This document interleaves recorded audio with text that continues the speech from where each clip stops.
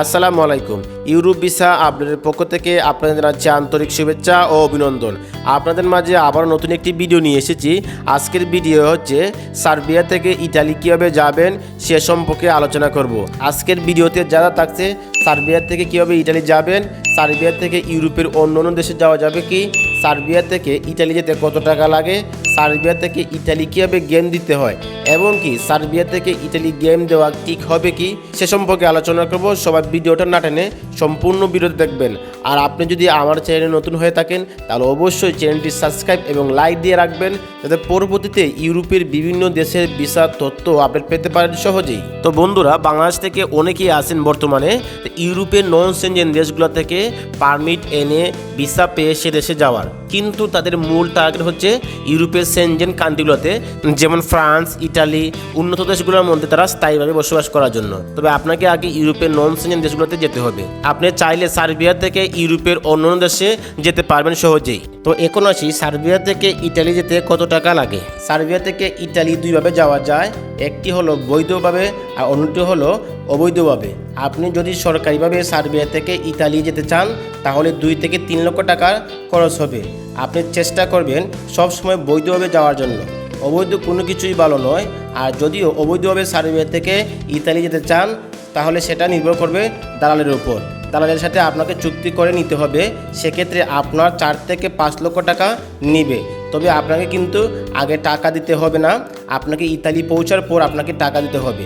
আর যদি কোনো কারণে ব্যর্থ হন বা আপনি বর্ডারে ধরা খান, তখন কিন্তু এই বর্ডারের মধ্যে আপনার যাবতীয় সকল কিছু ডকুমেন্ট রেখে দিবে, যেমন আপনার মোবাইল, মানি ব্যাগ এবং গুরুত্বপূর্ণ সকল জিনিস। তবে তারা আপনাকে বাংলাদেশে ফেরত পাঠাবে না, আপনাকে সার্বিয়াতেই আবার ফেরত পাঠাবে।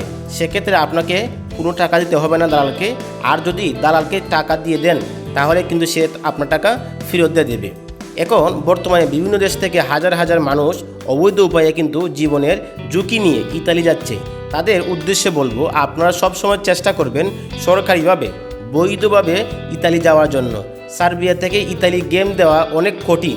আপনি যদি সার্বিয়া থেকে ইতালি গেম দিতে চান তাহলে আপনাকে হাঙ্গেরি অথবা রোমানিয়া যেতে হবে, তারপরে সেখান থেকে ইতালি যেতে হবে। তো এখন আসি সার্বিয়া থেকে ইতালি কীভাবে গেম দেওয়া হয়।